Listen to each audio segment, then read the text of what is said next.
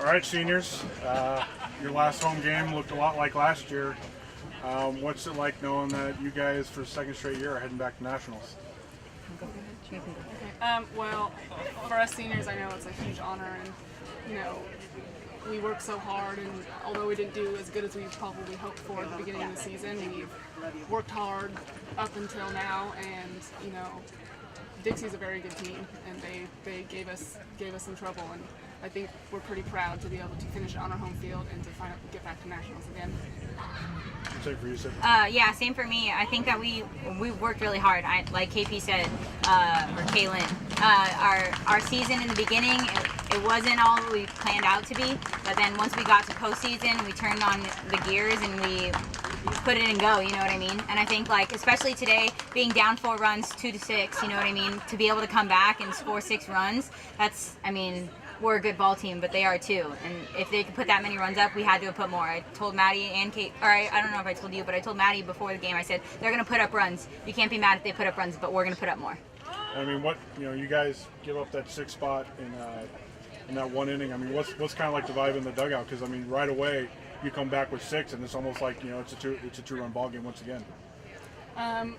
We try to work on, staying positive throughout, even if we're, beating a team super bad or if we're losing against a team. We always preach to, stay up in the dugout, stay hyped, stay loud, keep cheering your teammates on whether you're in the game or not. And, I think we all did pretty good with that in the dugout, cheering and staying pumped up and not getting down when we got behind and just saying, hey, we got to hit the score, so, let's just go out there and hit.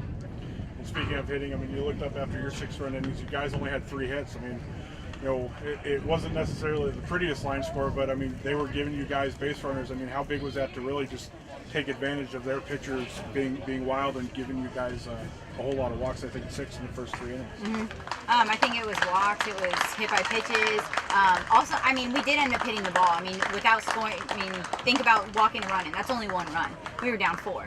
So we need those extra runs, and so a lot of our girls came up and they took their hacks. We took hacks today. I mean, they did too as well, but we came up there and we drove that ball.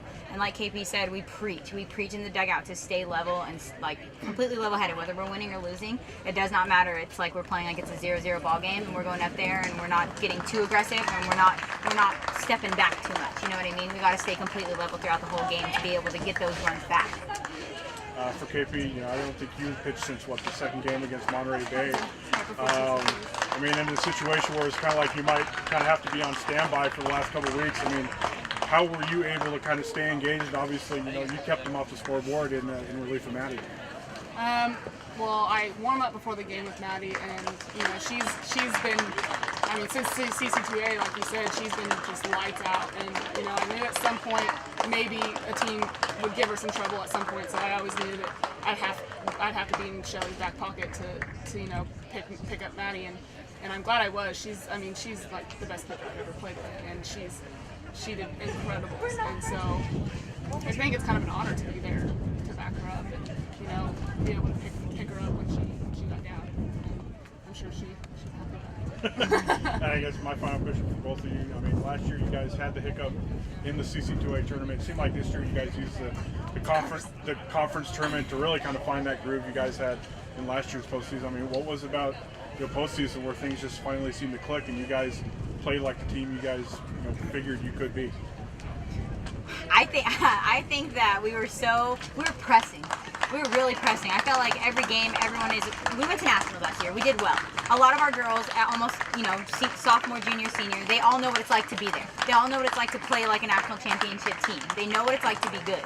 When you have freshmen come in and the younger girls come in, and they don't know what that feeling's like, but they know we're a well put together team. So I think once, during the season, we were pressing really hard to be the best team. Everyone knew who we were. We had a target on our backs. Everybody knew exactly who we were. They knew Humboldt State. Oh, we're playing Humboldt State today. I think we pressed way too much in regular season. I think once we got to postseason, we had nothing to lose. That's my quote. I live off of it. It's in my helmet. And you go up there and we started playing. Once CC2A hit, we played we had everything to gain and nothing to lose. And that's exactly how we started playing. Once CC2A hits, postseason hits, we stopped pressing and we just played like we didn't have anything to lose. Win or go home. Yeah, at that point, win or go home. I guess the same question for you. Yeah, just like she said, once we got to CC2A, we didn't know if we were going to be in regionals. We didn't know if we were going to move on if we didn't win. And so it was kind of like, look, we need to get our act together. We need to pick it up and start hitting the ball and, making some plays and playing Humboldt softball essentially. And so, I mean, like she said, it was win or go home. And so I think everybody just kind of snapped out of it and started playing Humboldt softball, and here we are. Kaylin, so when you came back into the game, what was your mindset? I mean, obviously they've been on a scoring run. How did you kind of get into your groove early and make sure that you guys got out of it as relatively as unharmed as you could? I just knew that I had to get ground balls and pop flies for my team. I knew my defense would be there to back me up, and I wasn't trying to strike everybody out. I wasn't trying to be the big hero. I just knew that I had to come in and pick Maddie up and get us out so that we could go back and hit. This could be for either one. Like Danny said, you guys had 3 hits with the 8 runs at one point. The strike zone was relatively tight here today, to say the least. How did you guys kind of continue to fight and keep the motivation going at the plate to continue getting some hits? I think what worked well for us was to wait till they made a mistake. Wait till the pitcher made a mistake. And I think that's what we did. A lot of our hits were off of pitches down the middle because he was squeezing both sides. The thing is about, we talk about this all the time. If an umpire is going to be consistently small on both sides, that's completely fine with us. That's fine because it's consistent. If it's not consistent, then that's where we get okay, well, where is the zone? But he had his zone. He kept with his zone the whole time for both sides. We knew that low wasn't going to be his area at that point. So I think we talk about it a little and we say, hey, this is his zone. He's throwing it for both sides. You know where he's throwing it and where he's not. So wait until they make a mistake until it's right down the middle and you take the hat, because eventually she's going to have to pitch it there because he's not calling anything else. And then last, you guys are making the cross-country trip to Virginia for the Nationals now. A long trip, road trip. Any foreseeable things that you have to look into with the long road trip moving over to Virginia? Everywhere we go is long. Yeah, we're far from everything. We have to go long trips for everywhere. The shortest drive for us is 4 hours, and it didn't even take 4 hours this time because we had to take the 299 instead of taking the 101 down because it was closed to get to Sonoma. It takes 4 hours to get there. It took us 7. We didn't have any. Going a long way isn't anything for us. I think it's just going to be a quick turnaround. I mean, we leave Tuesday. Mm-hmm. So I mean, we're going to have the weekend to rest, and then we're on the road again, and we just need to forget about this. These games are over. Awesome, we won. We're super stoked about it. It means a lot to us seniors, but it means nothing now. So we need to start looking forward and start scouting some other teams, looking at what they have, and get excited. Mm-hmm. It's a once in a lifetime opportunity. Twice in a lifetime. 3 for you, twice for me, and